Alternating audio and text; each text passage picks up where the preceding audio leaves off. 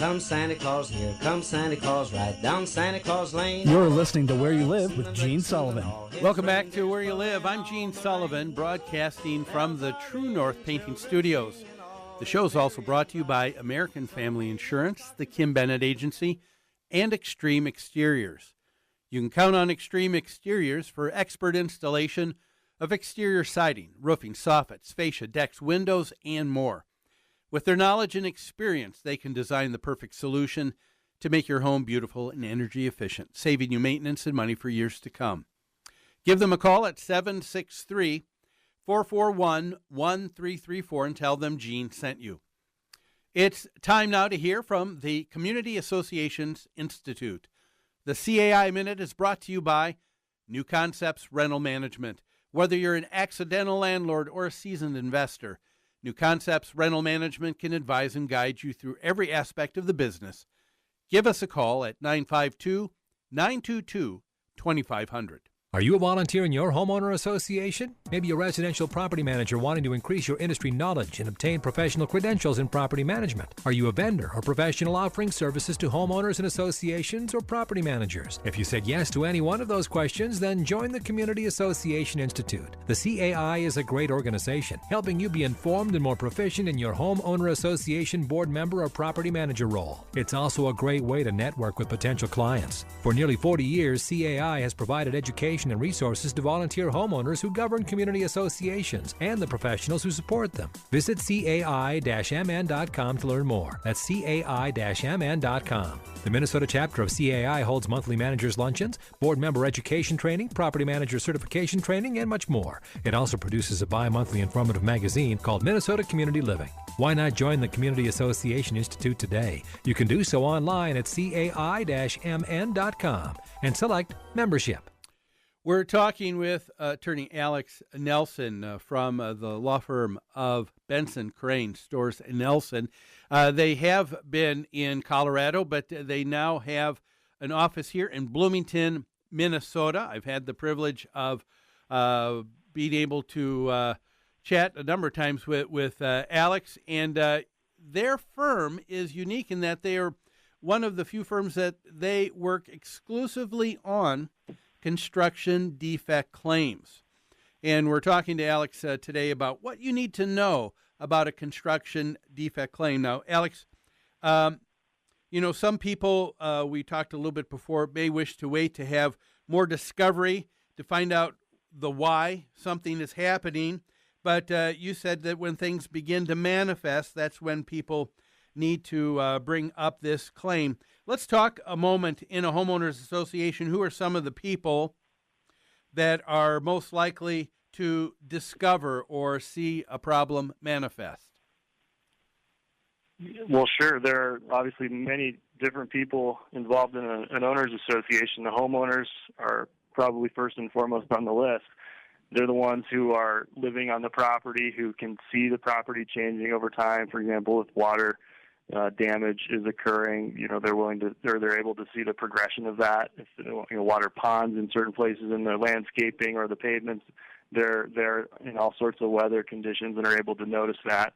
But the other people that really have a big picture perspective on what's going on in the community are the executive board and the property manager. They're the ones who see all the repair invoices coming and going, or calling vendors to look at issues and repair issues.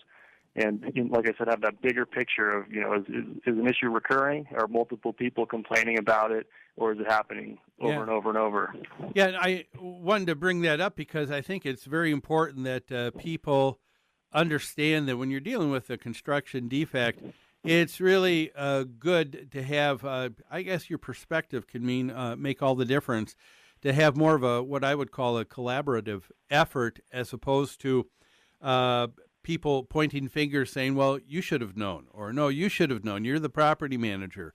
And the property manager says, well, I'm not out there all the time, 24/7. You live there. And it's not a matter of pointing fingers saying you're the one that's supposed to be looking for this. This is something that everybody needs to be involved with if you're going to catch it and catch it properly. Let me also ask you here. Now, you've stated that notice of one defect equals notice of all defects. What do you mean by this? Well, that is one thing that usually gets thrown in our face by the defense attorneys.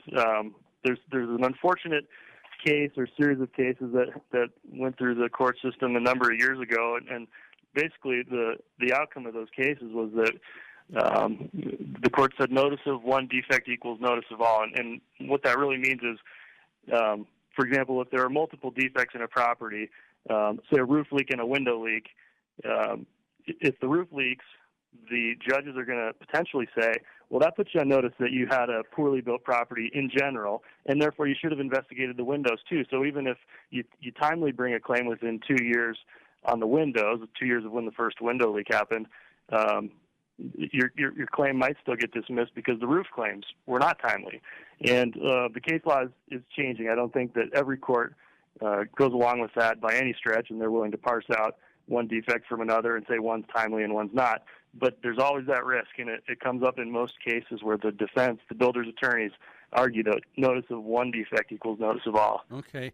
Well, let's get into the nitty-gritty a little bit here and talk about some of the different time frames with various warranties, things that people have need to keep in mind. First, there's what's called a statutory warranty. What is that, and what is the time that we're talking about? Well, there are two different statutory warranties that would be applicable in an association context. There's what people call 327A warranties. That's the statute number. And it's a statutory warranty on the unit or on any home that's sold. And that goes to any townhome, condo owner, or single-family homeowner. You have to give written notice of your defect claim to a builder within 6 months of noticing a problem. So that's actually the shortest time frame of any of the legal claims you could bring. There's also what's called a 515D warranty. That's a statutory warranty on a common interest community's common areas, and the warranty period there is 2 to 6 years, and it depends. It's presumptively 6 by the statute, but builders can shorten it up to 2 years, and many of them do. So it really depends on what's in the documents that the owners sign when they buy the townhome or condo. Okay. And then you also have what's called express and implied warranties.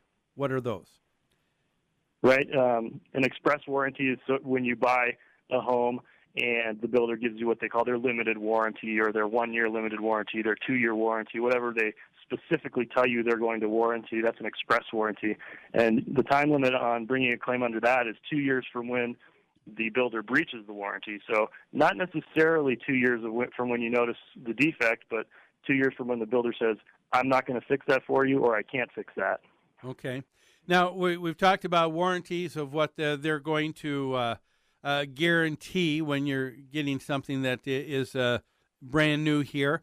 But then we also have other issues, too, of what would be considered general negligence or a breach of contract claims. Let's talk about those. Sure. Yeah. When we file a lawsuit, we have different legal claims for relief. One of those is always negligence, and another one is typically breach of contract. Negligence means that they just didn't do something in a reasonable way that a typical builder would do it. And you've got to bring your claim within 2 years of when you knew or should have known of it, so 2 years of the manifestation of the defect. And on a breach of contract claim, for example, if the builder promises to build your home in accordance with the plans and specifications and you find out they didn't, you've got 2 years from when you realize that the breach of contract occurred. Okay.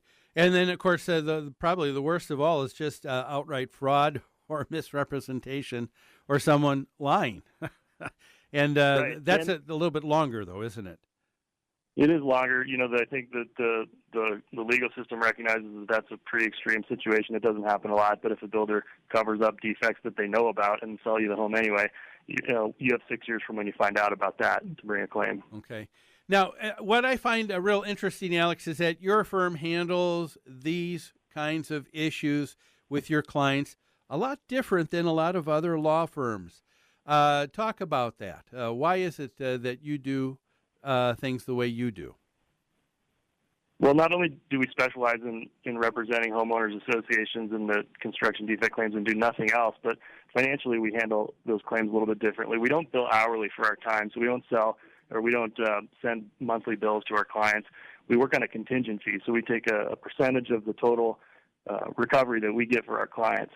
And we think that gives homeowners association better access to the court system because associations with low reserves or low operating capital are able to still hire a lawyer. We also advance the cost of the litigation, including the cost of any engineering studies that need to be done. We pay for those for our clients up front so that, again, we can do a thorough job of it, and monetary limitations of the association don't make their case worse. I find that real interesting because it really puts the onus on you and your firm, doesn't it, to be able to say, hey, you know what, I think we've got something here, as opposed to someone who said, oh yeah, I'm glad to pursue this, but there's no guarantees. There are no guarantees, but if there's no guarantees and there's nothing, then they don't pay anything. Is that correct?